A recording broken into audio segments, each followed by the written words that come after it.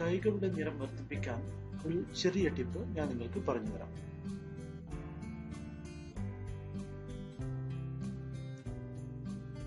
പപ്പായ കൈകളുടെ നിറം വർദ്ധിപ്പിക്കുവാനുള്ള ഒരു പ്രധാന വഴിയാണ്. കൈകളുടെ നിറം പോവുകയോ ടാൻ ആവുകയോ ചെയ്തിട്ടുണ്ടെങ്കിൽ പഴുത്ത പപ്പായ ഉടച്ച് പുരട്ടാം. പാൽ കൈകളുടെ നിറം വർദ്ധിപ്പിക്കാനുള്ള മറ്റൊരു വഴിയാണ്.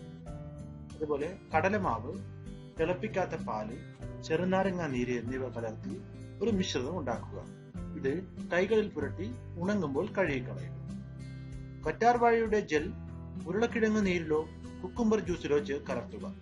ഇത് കൈകളിൽ പുരട്ടിയ ശേഷം അല്പം കഴിയുമ്പോൾ കഴുകിക്കളയാം. ഇത് നല്ലൊരു സൺസ്ക്രീനിന്റെ ഗുണം നൽകും.